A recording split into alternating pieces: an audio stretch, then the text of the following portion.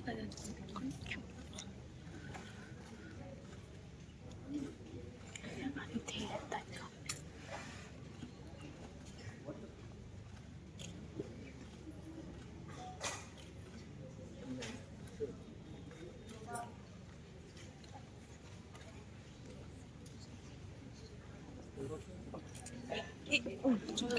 এই দিনটা আমরা সত্যি সত্যি দেখতে চাই, আমরা এমনভাবে দেখতে চাই, আমরা দেখতে চেয়েছিলাম অনেক নিজে আসবে, অনেক নিজের সিনেমা প্রেজেন্ট করবে, এটাই উচিত ছিল, এটাই স্বাভাবিক ছিল।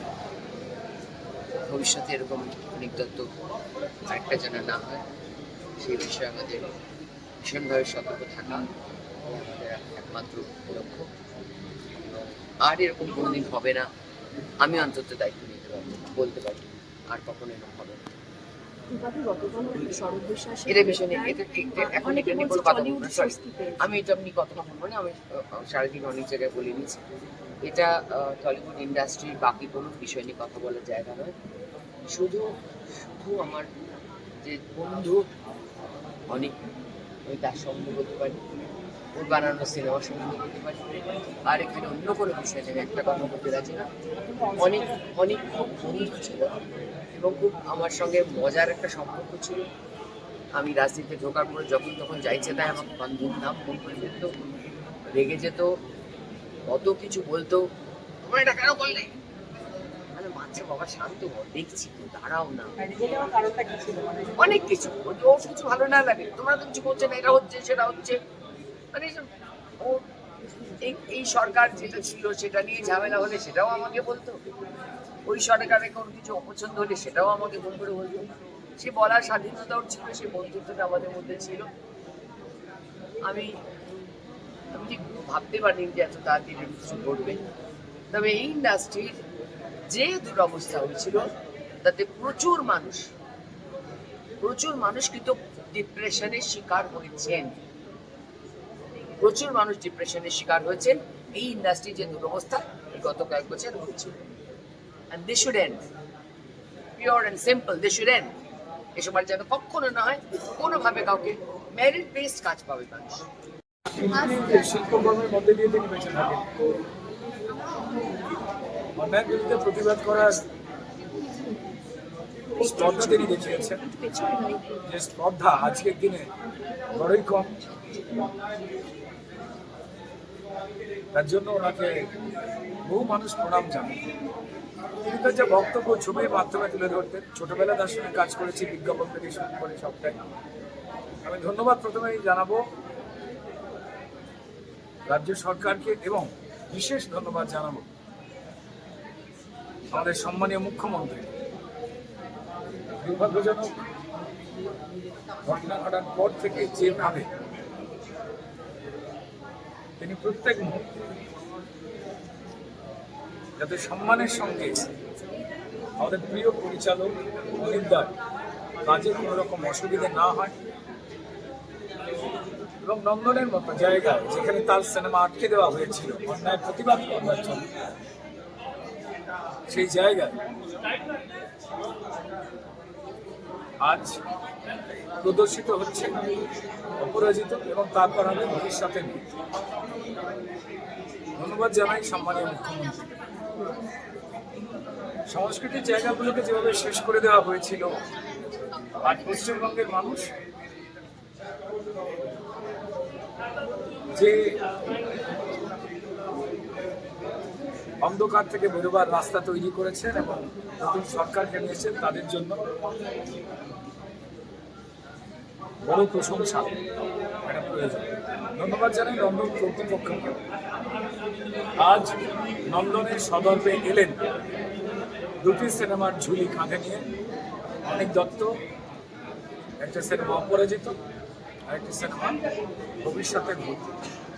ভবিষ্যতের ভূতের এই সিনেমায় প্রোটাগনিস্ট চরিত্রে আমায় উনি কাস্ট করবার কথা ভেবেছেন। অনিন্দার বৈশিষ্ট্য হচ্ছে নিজের থেকে একটু ঝগড়া করে। যদি অনিন্দার সঙ্গে আমাদের কারো ঝগড়া না হতো, আমাদের মনে হতো যে দিনটা ঠিক গেল না, তার বকুনি, তার ঝগড়া, ডেট দিতে পারিনি, তার জন্য বকা খেয়েছি। যাই হোক, আজ নন্দনে অনিকদা কাঁধে ঝুলি নিয়ে এসছেন, একটা অপরাজিত আর একটা ভবিষ্যতের অগণিত ফিল্ম লাভার, অগণিত বাংলা সিনেমা জগতের দিকপাল মানুষ আজ উপস্থিত হয়েছে। প্রেক্ষাগৃহ পূর্ণ, দেখে মনেই হচ্ছে না যে 4 বছর আগের কোনো সিনেমা। এটাই বড় পাওয়া। আমার মনে হয় যে হলে বসেই কোথায় অনেক দত্ত এই সিনেমা দেখছেন, আর দেখছেন তার দর্শকেরা কিভাবে সেই রস আস্বাদন করছে। বড় আবেগের দিন। অনেকটা মেয়ে ঐশী, সেও এসেছে। আবেগঘন একটা দিন। অনেকটার সঙ্গে তারা কাজ করেছেন, অপরাজিত পুরো টিম, তারা এসেছেন, বহু মানুষ এসেছে। আবার বলবো যে ধন্যবাদ জানাই সম্মানীয় মুখ্যমন্ত্রীকে, পশ্চিমবঙ্গ সরকার, যে নন্দন যোগ্য মানুষদের জন্য। আমার দেশের কিছু নিয়ম রয়েছে, সেই নিয়মকে যদি না কেউ বিঘ্নিত করেন, যে কোনো যোগ্য মানুষের জন্য সংস্কৃতি জগতের দরজা সবসময় খোলা। আনন্দ ঘন দিন। কোথাও একটা বোধহয় সত্যের জয় হল, ঠিক যেমন টলিপাড়াতে সত্যের জয় হয়েছে গতকাল থেকে। উৎসবে মাতোয়ারা হয়েছেন লোকজন, মনে ফুলফুলে মেজাজ। প্রত্যেকটা মানুষ বার্তা দিচ্ছেন, টেকনিশিয়ান, শিল্পী, প্রযোজক, পরিচালক, তারা ফুলফুলে মনে বার্তা দিচ্ছেন ঠিক এইটাই চাইছিলাম। যদি এই দায়িত্ব ছিল প্রাক্তন মুখ্যমন্ত্রী মমতা বন্দ্যোপাধ্যায়, কিন্তু তিনি শিল্প জগৎ এবং সমস্ত জগতের পরিবেশকে অশান্ত করতে চেয়েছিলেন। ঠিক যেমন আরজি করে এক একটা করে সন্দীপ ঘোষ তৈরি করেছে, ঠিক তেমন বলিউডে এক একটা করে স্বরূপ বিশ্বাস দেয় তিনি প্রতিস্থাপন করেছেন, যাতে অন্যায় হতে পারে সিনেমা শিল্প, সংস্কৃতি জগৎ ছাড়খার হতে পারে। ধন্যবাদ পশ্চিমবঙ্গের মানুষজনকে, যারা এই অন্ধকার থেকে মুক্ত হতে ভারতীয় জনতা পার্টির প্রতি ভরসা রেখেছে। নতুন সরকার এসেছে।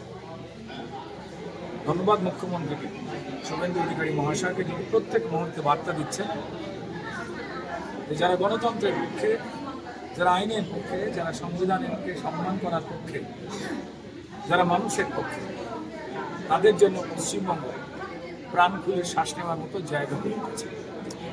আমাকে যদি জিজ্ঞেস করো 13 বছর পর, আমি বলবো এটা ঐতিহাসিক দিন। এই জন্যে এটা very historic and very significant day. যারা আমরা এই ছবিটার সাথে জড়িত, কারণ আমি যেটা ওখানে বললাম যে একটা ছবি, যে ছবিটি একটা রেভলিউশন এনেছে বাংলা ফিল্ম ইন্ডাস্ট্রিতে, এবং এই ছবি, একটা ছবি করতে গেলে শুধু পরিশ্রম লাগে না, তার সঙ্গে অনেক ত্যাগও লাগে, ডিরেক্টর, অ্যাক্টর, সবার। এবং তারপরে সেই ছবিটি সব কিছু হলো, সেন্সার পেলো, এখানকার স্ক্রিনিং কমিটি এটাকে ওকে করলো, দেশ বিদেশি ছবিটা এত ভালোই করলো, কিন্তু এখানে কোনো কারণ ছাড়াই দেখানো হয়নি। তো ডেফিনেটলি নন্দনে ছবি চলা, তাও আবার সত্যজিৎ রায়কে ট্রিবিউট দিয়ে ছবি, তার একটা অন্য গুরুত্ব আছে, যেটা থেকে আমরা বঞ্চিত হয়েছিলাম। দুঃখটা তো ছিল ডেফিনেটলি।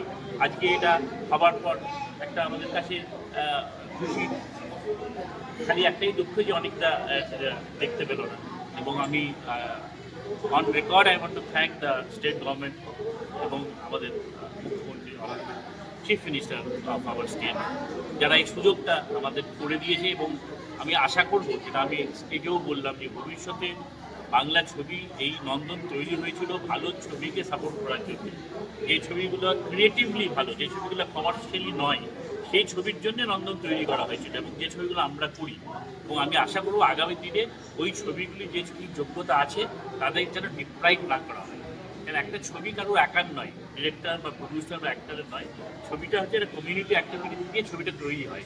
এবং ছবি আমরা বানাই দর্শকের জন্য, ফর মাস মিডিয়া, তারা যেন ডিপ্রাইভ না হয়। অনেক লোক আছে, প্রচুর লোক আছে যারা 500-1000 টাকা দিয়ে অ্যাফোর্ড করতে পারে না, তারা কোথায় যাবে? তারা নন্দনেই আসে।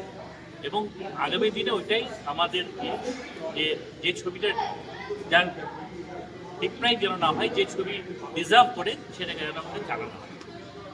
এর কাছে ছুড়ে দেওয়া উচিত যারা স্ক্রিনিং কমিটিতে ছিল এবং কোন অজানা কারণে এই ছবি, ভবিষ্যতের ভূত, একাডেমি অফ ফাইন আর্টস, এই ছবিগুলোকে বলাই হয়েছিল এই ছবি চলতে পারে না। কোন অজানা কারণে, সেই কারণগুলো যদি আমরা জানতে পারতাম তাহলে ভবিষ্যতে যারা ছবি বানায় বা আমরা যারা ছবিতে অভিনয় করি বা আমরাও ভবিষ্যতে যখন ছবি বানাবো এই ক্রাইটেরিয়াগুলো মেনটেন করে বানাবো। আশা করি ওনারা সদুত্তর দিতে পারবেন। এখনও ওই কমিটি এক্সিস্ট করে। বেশ একটু কেটিভি ডাউন করো। বেশ দিন পর বন্ধনের ছবিটা দেখানো হচ্ছে, ভালো লাগাটা একটা আছে এবং জায়গা। প্রথম কথা হচ্ছে মানে পূর্ববর্তী যে সরকার তার প্রতি যতটা ঘৃণা সবটা মানুষ উঠবে দিল আর কি, এইভাবে হাউসফুল করে এবং 3 দিনই হাউসফুল করে ছবিটা জি5 রয়েছে, ছবিটা দেখে ফেলছে। তা সত্ত্বেও মানুষের এই নিঃশব্দ বিপ্লব বুঝিয়ে দিল যে এই ছবিটা 2022-এ এইখানে সসম্মানে চালনা করলে একটা মানুষ চলে গেছেন, তাকে এতটা কষ্ট নিয়ে হয়তো যেতে হতো না, তার মনে তো এই কষ্টটা থেকে গেল। শুটিং চলাকালীন কোনো অভিজ্ঞতা শেয়ার করতে চাও? শুটিং চলাকালীন কিছু অভিজ্ঞতা আগে শেয়ার করেছি, এই অভিজ্ঞতাটাই তুমি নাও না। এখন আজকের অভিজ্ঞতাটা তুমি এটা সচক্ষে দেখছো, আমার মনে হয় তোমার জীবদ্দশায় সারা পৃথিবীব্যাপী এইরকম অভিজ্ঞতা হয়েছে বলে আমার তো জানা নেই। যে একজন ডিরেক্টরের ছবি চোখে দেওয়া হলো না, সে গত হয়ে যাওয়ার পর তাকে শ্রদ্ধাঞ্জলি জানিয়ে সেই নন্দনে সেই ছবি চলছে। এবং সেই ছবির বহু বছর হয়ে যাওয়ার পরও আজকেও কিন্তু দেখতে পাওয়া যাচ্ছে যে হল ভর্তি দর্শক। পরপর 3 দিনই হাউসফুল হয়ে আছে। মানে আমি দর্শকের কাছে এবং আমার বাঙালি পশ্চিমবাংলাবাসী এবং পশ্চিমবঙ্গ সরকারের কাছে অশেষ ধন্যবাদ, কৃতজ্ঞতা জানাই যে আপনারা বিচার করলেন, একটা ভার্ডিক্ট দিলেন যে 2022 অনলাইন হয়েছে। জিতুদা, এই ছবিটার মাধ্যম দিয়ে বা এই ছবিটার নাম দিয়ে তাহলে বলা যেতে পারে যে অপরাজিতই রয়ে গেলেন অনিক দত্ত। অনিক দত্ত আনডিফিটেড, ছবি আনডিফিটেড এবং বাংলার মানুষ আনডিফিটেড, তাদেরকে করতেই জানায়। তারা যদি এই ভার্ডিক্ট না দিত তাহলে মনে হতো যে না, এই ছবি না চললেও চলছে, ভালোই ছিল। স্ক্রিনিং কমিটি যেটা বলছিল এই ছবি চালানো যায় না, তার একটা কারণ খুঁজে পেতাম আর ওই অজানা কারণ এখনও থেকে গেল। তাই জন্যই আমরা জানতে চাইছি, আমি অন্তত জানতে চাইছি সেই কারণটা যদি বলে দিই। অনিক দত্তের আমরা প্রত্যেকটা সিনেমাই দেখেছি কিছু না কিছু অর্থবহ সিনেমা, প্রত্যেকটার মধ্যে আলাদা আলাদা অর্থ ছিল। সেখান থেকে ওনার চোখ থেকে তোমাকে আবিষ্কার করা জিতুদা এই মুহূর্তে সারা জীবন কৃতজ্ঞ থাকবো। এই কৃতজ্ঞতা তো আর কোনোভাবেই আমি বেঁচে থাকলেও আমি ঋণ শোধ করতে পারতাম না, এটা আমি আগেও বলেছি, এখনও বলছি এই ঋণ শোধ করতে পারবো না। বহু মানুষ, বহু যারা বিরুদ্ধাচারণ করে, যারা রাজনৈতিক ব্যক্তিত্ব হয়ে করাপশনের সাথে যুক্ত, তারা কটাক্ষের সুরে বলে নিজেকে সত্যজিৎ রায় ভাবছেন। আমি সত্যজিৎ রায় নিজেকে ভাবছি না, আমি একজন শিল্পী এবং তারপরেও শিল্পের সঙ্গে যুক্ত থাকবো, কিন্তু সঙ্গে সাথে সাথে এই যে সংগ্রাম, এই বিপ্লব, এই অনৈতিকতার বিরুদ্ধে আমি সোচ্চার হবই। আপনারা আমাকে যতই কটাক্ষ করুন না কেন, আমাকে ঘরে বসিয়ে রাখতে পারবেন না। অনেক তুমি যেটা বললে, তুমি বারবার সোচ্চার নিয়েছো বিভিন্ন ক্ষেত্রে, কালকে এমন একজন টলিউডে এমন একজন বিশ্বাস তিনি এই মুহূর্তে জেলে। দেখো, আমি একটা কথা বলি, এইটা আজকের বিষয় নয়, এই নিয়ে আমি অনেক বাইক দিয়েছি, জানিয়েছি। এবং তুমি বললে সোচ্চার হয়েছে, তুমি কি দেখোনি আমি সোচ্চার হয়েছি কি না, সেটা নিয়ে মানুষ জানে, তুমিও জানো। আজকের বিষয়টা আমরা এর বই ঘুরেই থাকি না, একটু এই আবেশেই থাকি। জিতুদা, অনিক দত্তের শেষ দিনটা আমরা দেখতে পেয়েছি কোনো রকম রাজনৈতিক রং কিন্তু ওনার শবদেহকে ঘিরে লাগেনি, বরঞ্চ সমস্ত রাজনৈতিক রংকে সরিয়ে রেখে ওনার সেই দিনটায় প্রত্যেকটা কাছের মানুষ, প্রত্যেকটা ভালোবাসার মানুষ এগিয়ে এসেছিলে। তুমিও যদিও বা বাকরুদ্ধ ছিলে, আমরা দেখতে পেয়েছিলাম, সেইটাই বোধহয় শেষ পর্যন্ত ছিলি মানুষটার সাথে ভালোবাসার রংটুকুই শুধু ছিল। আমি তোমাদের মাধ্যমে একটা কথাই বলবো, মানুষ চলে যাওয়ার পর রং, জাতি, ধর্ম নির্বিশেষে মানুষের পাশে এসে দাঁড়ায়, এটা বেঁচে থাকা কালীন করুন। আদর্শ আলাদা হতে পারে, রং আলাদা হতে পারে, কিন্তু তার মানে এমন নয় সে মানুষ নয়। মনুষ্যত্বের পরিচয় আমরা দিই, প্রত্যেক দিন দেওয়ার চেষ্টা করি। এই অভ্যেসটা গত 15 বছর আমরা হারিয়ে ফেলেছিলাম। রং দিয়ে বিচার করতাম, কে কার সঙ্গে ছবি তুলছে, কে কার মিটিংয়ে যাচ্ছে, তারপরে ফ্লোরে এসে কতটা ভিন্ডিকটিভ, কতটা ডমিনেটিং আচরণ করছে সেটা আমি দেখেছি। আমি তো নিজে ওই ইন্ডাস্ট্রির সঙ্গেই যুক্ত, তো সেইটাকে দূরে রেখে যদি আমরা সুস্থ পরিবেশ গড়ে তুলতে পারি, শিল্পের জন্য সেটা অনেক অনেক সমৃদ্ধশালী হবে। এই মুহূর্তে দাঁড়িয়ে শেষ মতো যেটা মনে হয় যে অনিক দত্তের মতো মানুষকে, তিনি সারা জীবন তার ছবির মাধ্যমে বেঁচে থাকবেন তো সকলের মনে, কিন্তু তুমি সামনে থেকে দেখেছো অনিকদাকে, কি রয়ে গেল জিতুদা তোমার সঙ্গে?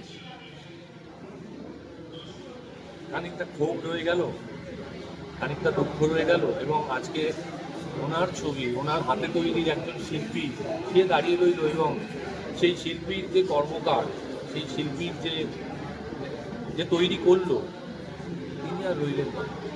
তার মানে কি আবারও এটা প্রমাণ দিতে হবে যে মানুষকে গত হয়ে তারপরে সে স্বীকৃতি পাবে? মানুষ বেঁচে থাকতে স্বীকৃতি দিন, তাকে বাঁচতে আরেকটু সাহায্য করবে। প্রত্যেকজন বলছেন যে অনিকদার সাথে বোধহয় ঝগড়া না হলে সেই দিনটা সার্থকতা কারো কাছে মনে হতো না। অনিকদা তর্কের মাধ্যমে ভীষণভাবে কথা বলতে ভালোবাসতেন, যুক্তির সঙ্গে। তোমার সাথে হয়েছে সেরকম জিতুদা? অনেকটা এমন একটা মানুষ তর্কের মাধ্যমেও শিক্ষা দান করবে, সবার সঙ্গে তর্ক করতে এড়িয়ে চলে যেতে। উনি তর্কের মতো মানুষ হলে তার সাথে তর্ক করতে, এবার যে মানুষ সেটাকে খারাপভাবে দেখতো তার নেওয়ার ক্ষমতাটুকু নেই বলে সেইভাবে দেখতো। আমাকে যদি তর্ক করে বা বকা দিয়ে কিছু বলতো, আমার মনে হতো আজকে কিছু একটা শুনতে পারবো, জানতে পারবো, যেটা আমাকে এনরিচ করবে। তো ওইভাবে আমরা যদি একটু এগিয়ে যাই, আর ওনার যে কথাগুলো, এগুলো আমাকে খুবই স্টিমুলেট করে প্রত্যেকটা মুহূর্তে। অনিকদাকে নিয়ে কি ক্ষোভ রয়ে গেল শেষ পর্যন্ত? অনেকটাকে নিয়ে আমার কোনো অনিকদার কথা তুমি বলছিলে না যে ক্ষোভ রয়ে গেল অনিকদার উপর একটু? সেই ক্ষোভটা রয়ে গেল, সেই যন্ত্রণা রয়ে গেল, সেটা তো আর পূরণ হবে না যতই নন্দনে চলুক না কেন। 2022-এ এই ছবি চললে যতটা আত্মার শান্তি আমিও পেতাম, অনেকটাও পেত, সেই শান্তি তো কখনোই পূরণ হবে না। এটা একটা সংগ্রামের প্রতিফলন, এবং তার জন্য অনিক দত্তকেই আমি পুরোটা শ্রেয় করি। শেষ ওনার সাথে শেষ কি কথা হয়েছিল? শেষ তো যেদিন চলে গেল তার আগের দিনই কথা হচ্ছিল, অপরাজিত 2 নিয়ে প্ল্যানিং করছে, আবার তোমাকে বসতে হবে, পড়াশোনা করতে হবে, একটু আরও মেডিটেশনটা ভালো করে করো, তাড়াতাড়ি দেখা হচ্ছে। But it's not done. অনেকটা দেখা হচ্ছে বলে এইভাবে ছেড়ে চলে যাওয়াটা উচিত হবে।